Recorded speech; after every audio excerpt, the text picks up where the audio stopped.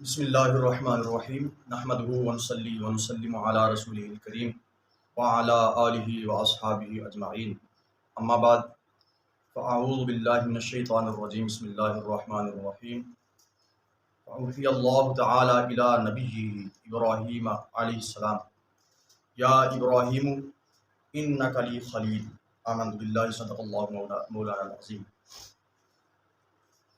اللہ جل وعلا نے حضرت ابراہیم علیہ نبینا علیہ صلاۃ السلام کا امتحان اور ان کی آزمائش لی، اور ابراہیم علیہ نبینا علیہ صلاۃ السلام اس آزمائش پر پورا اترے۔ یہ اللہ کے نبی کا خاصہ رہا کہ وہ اللہ رب العزت کی آزمائش پر پورا اترے۔ جو اللہ جل وعلا نے امتحان لیا اس امتحان پر پورا اترے، اور حضرت ابراہیم علیہ نبینا علیہ الصلاۃ السلام کا یہ خاصہ ہے، اور انبیاء کرام علیہ الصلاۃ السلام کا یہ خاصہ ہے کہ وہ اللہ کی آزمائش پر پورا اترتی ہیں۔ اگر انبیاء کرام علیہ الصلاۃ السلام امتحانات پر پورا نہ اتر سکیں اور آزمائشوں پر پورا نہ اتر سکیں تو اس کا الزام اللہ جل وعلا پر ہوتا ہے، کیونکہ اللہ رب العزت کی طرف سے انبیاء کرام علیہ الصلاۃ السلام براہ راست نمائندے ہوتے ہیں۔ اللہ رب العزت نے اپنے خاص بندوں کو یہ طاقت عطا فرمائی ہوتی ہے کہ وہ اس آزمائش پر پورا اترتے ہیں۔ جس طرح حضرت ابراہیم علیہ نبینا علیہ الصلاۃ السلام نار نمرود میں گئے اور اللہ جل وعلا نے ان کی مدد فرمائی، اور اللہ رب العزت نے فرمایا اے ابراہیم آپ میرے خلیل ہیں اور میں آپ کا خلیل ہوں۔ تو خلت اس کے اندر رہی، دوستی اندر رہی، جس کی وجہ سے اللہ جل وعلا نے حضرت ابراہیم علیہ نبینا علیہ الصلاۃ السلام کو محفوظ رکھا اور ان کی مدد فرمائی۔ جس طرح حضرت ابراہیم علیہ نبینا علیہ الصلاۃ السلام نے آپ علیہ الصلاۃ والسلام نے نمرود کے دربار میں جاں بجا اور فاتحانہ انداز کے ساتھ اس کا مقابلہ کیا۔ اس کے بعد حضرت ابراہیم علیہ الصلاۃ والسلام نے جس طرح بت خانے کے اندر بتوں کو مسمار کیا، تو اس کی جس وقت خبر لائن نمرود کی طرف پہنچی اور نمرود اس وقت حاضر ہوا، تو اس نے دیکھا کہ سارے بت گرے پڑے ہیں، تو اس نے سزا کے طور پر حضرت ابراہیم علیہ نبینا علیہ الصلاۃ والسلام کے لیے لکڑیاں جمع کروائیں اور آگ لگوائی، جس کے بارے میں کہا گیا کہ 3 میل لمبی اور 20 گز اونچی تھی۔ ایک احاطہ بنایا گیا، دیواریں بنائی گئی جو کہ 3 میل لمبی چوڑی تھی اور 20 گز اونچی تھی۔ تو لوگوں نے ایندھن جمع کرنا شروع کیا، کسی نے منتیں مانگی کہ اگر میں ٹھیک ہو گیا تو میں اتنی لکڑی دوں گا، اگر میرے بچے ٹھیک ہو جائے تو میں اتنی لکڑی دوں گا، اگر مجھے یہ چیز مل جائے تو میں اتنی لکڑی دوں گا۔ لہٰذا یہ معاملہ شروع ہوا، ایندھن جمع کرنا شروع ہوا، تو آگ جلائی گئی۔ جس وقت آگ جلائی گئی تو اس کے شعلے آسمان کو چھو رہے تھے، اگر کوئی پرندہ آسمان سے اڑ کر جاتا تو وہ کباب بن کر اس آگ میں گر جاتا۔ اس قدر بھیانک آگ اور اس قدر تیز آگ تھی جو کہ ابراہیم علیہ نبینا علیہ الصلاۃ والسلام کے لیے بھڑکائی گئی تھی۔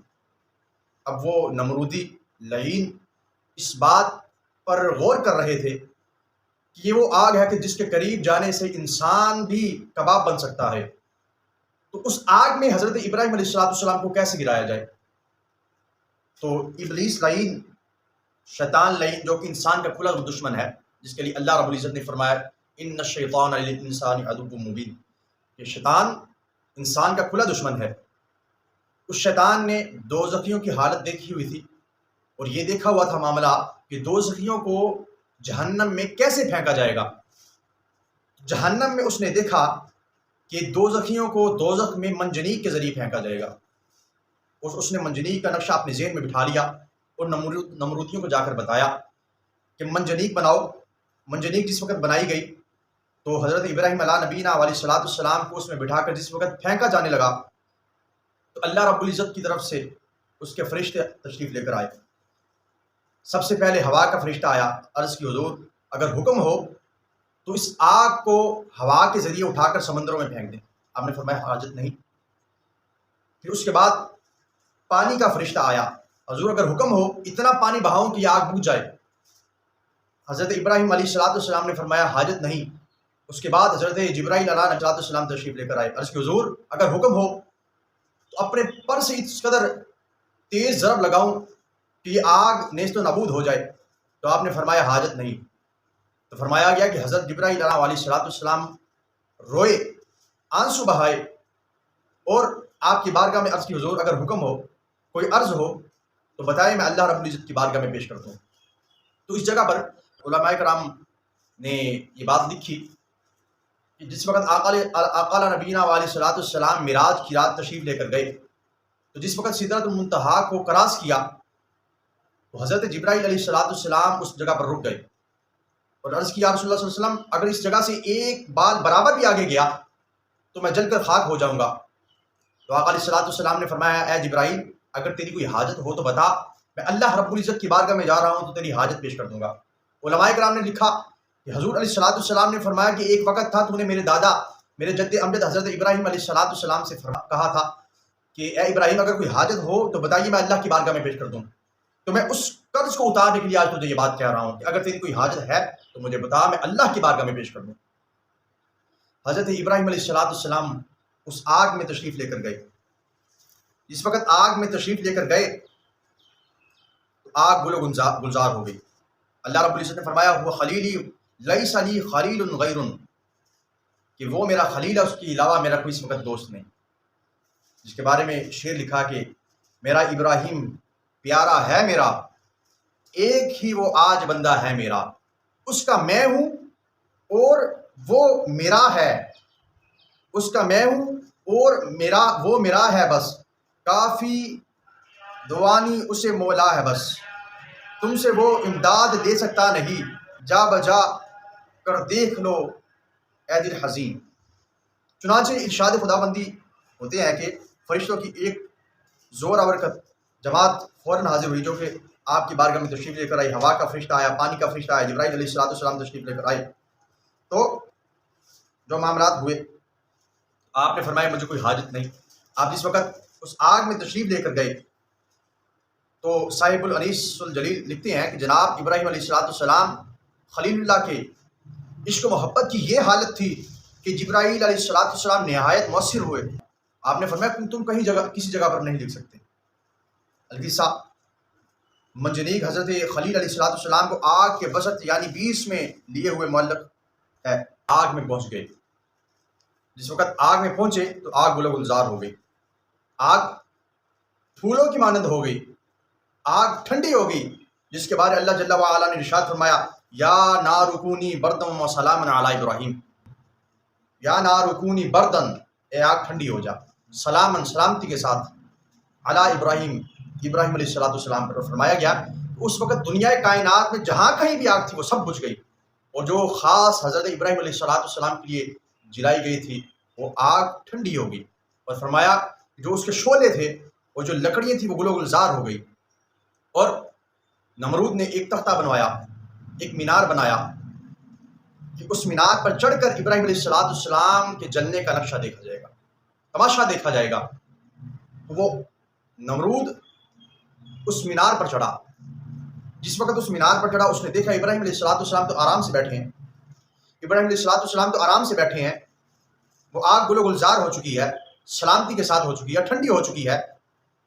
تو اس نے دیکھا کہ یہ کیا معاملہ ہے، اس نے اپنے لوگوں سے کہا، بندوں سے کہا کہ چاروں طرف سے پتھروں کی بارش کر دو۔ جس وقت پتھر پھینکے گئے تو فرمایا کہ وہ پتھر اللہ رب العزت کی رحمت بن کر، بارش بن کر اس آگ پر برسے، تو باران رحمت برسنے لگی اس آگ پر۔ جس وقت اس نے دیکھا تو اس کے دل کے اندر یہ خیال اٹھا کہ اے ابراہیم تو سچا تھا، تیرا دین سچا ہے۔ اور کہا اے ابراہیم علیہ السلام آپ کا صبر، آپ کا استقلال بہت زیادہ ہے، اور کہنے لگا کہ میں تیرے لیے تیرے رب کی بارگاہ میں قربانی کروں گا۔ تو حضرت ابراہیم علیہ السلام نے فرمایا اس وقت تک تیری قربانی قبول ہی نہیں ہوگی جس وقت تک تو کلمہ خلیلی نہ پڑھے، تو لا الہ الا اللہ ابراہیم خلیل اللہ نہ پڑھے، اس وقت تک تیرا ایمان اور تیری وہ قربانی قبول نہ ہوگی۔ اس کے دل میں یہ خیال تھا میں قربانی کروں گا. اگلے دن اس نے 100 بیل کی قربانی کی یا 100 گایوں کی قربانی کی. اس کے دل میں یہ تمنا تھی کہ میں ابراہیم علیہ السلام کے دین کو قبول کر لوں اور کلمہ توحید پڑھ لوں، لیکن وہ اس بات سے ڈر رہا تھا کہ کہیں میری بادشاہت ختم نہ ہو جائے، کہیں میری یہ سلطنت نہ ختم ہو جائے، میرا ملک نہ ختم ہو جائے. تو اس نے کلمہ نہ پڑھا. اسی جگہ پر اس کی بیٹی رادہ خاتون وہ بھی تھی. تو اس نے جس وقت دیکھا ابراہیم علیہ السلام کو تو اپنے والد سے کہنے لگی ابا جان مجھے اجازت دو کہ میں بھی اس آگ میں جاؤں اور اللہ رب العزت کے قدرت کے کرشمے دیکھوں. تو ابراہیم علیہ السلام نے بھی یہی کہا کہ سب سے پہلے تمہیں کلمہ توحید پڑھنا ہوگا. نمرود نے اجازت تو دے دی، تو وہ کلمہ توحید پڑھ کر نارے نمرود پر کودی اور ابراہیم علیہ السلام کے پاس گئی اور اس آگ کا نقشہ واپس آ کر لوگوں کو بتایا. تو وہ نمرود حیران و پریشان ہو گیا کہ ابراہیم علیہ السلام تو بچ ہی گئے، تو میری بیٹی بھی بچ گئی، میری بیٹی بھی صحیح سلامت واپس آ گئی. تو بیٹی سے کہا ہے بیٹا اب اس اسلام کو چھوڑ دو. تو حضرت رادہ رضی اللہ تعالیٰ عنہ سلام اللہ علیہا اس نے انکار کر دیا کہ میں اسلام کو اب چھوڑ نہیں سکتی، کلمہ توحید پڑھ لیا. تو اس پر بھی ظلم و ستم کے پہاڑ ڈھائے جانے لگے. اس کے بعد اس کے ہاتھوں پر اور پاؤں پر میخیں لگا کر لکڑی کے ساتھ لٹکا دیا گیا. تو اللہ جل وعلا نے حضرت جبرائیل علیہ السلام کو حکم فرمایا ہے جبرائیل بے دھڑک پہنچ، جلد جلد میری بندی کے پاس پہنچ اور اس کو ابراہیم علیہ السلام کے پاس پہنچا دے. اس کے بعد آپ باہر تشریف لے کر آئے اور کامیاب ہوئے اور نارے نمرود کی شہرت آپ کے لیے پوری دنیا میں شہرت کا سبب بن گئی. بلکہ میں یوں کہوں گا کہ آپ کی وجہ سے نارے نمرود کو شہرت ملی اور آپ نے بے دھڑک دین حنیف کی اشاعت شروع کر دی.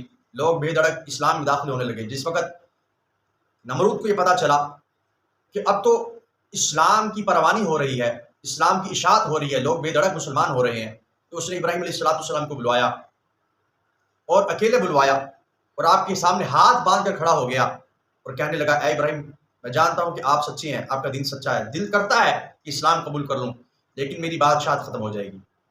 بہتر ہے کہ آپ یہاں سے ہجرت کر کے چلے جائیں. میں اپنے یہ بل بوتے پر، اپنی طاقت کے بل بوتے پر نہیں کہہ رہا، بلکہ میں عاجزی کے طور پر کہہ رہا ہوں. تو آپ کے ساتھ حضرت رادہ رضی اللہ تعالیٰ عنہ اور آپ کے چچا زاد بھائی حضرت لوط علیہ السلام انہوں نے بھی اسلام قبول کیا تھا اور وہ بھی ایک وقت میں آ کر اللہ رب العزت کے نبی ہوئے ہیں. بہت مشہور نبی ہوئے جس کے بارے میں اللہ جل وعلا نے ارشاد فرمایا وَلُوطًا آتَيْنَاهُ حُکْمًا وَعِلْمًا کہ لوط علیہ السلام کو ہم نے علم اور حکمت عطا فرمایا، ان کو نبوت بھی عطا فرمائی ہے. تو آپ ان کے ساتھ بابل شہر میں چلے گئے اور آپ نے اس جگہ پر جا کر دین متین کی اشاعت شروع کر دی. اور ہم بھی یہ دعا کرتے ہیں کہ ہم بھی اللہ رب العزت کی توفیق سے دین حنیف پر چلے اور اللہ رب العزت ہمیں ملت ابراہیمی علیہ السلام پر چلنے کی توفیق عطا فرمائے. آخر دعوانا ان الحمد للہ رب العالمین.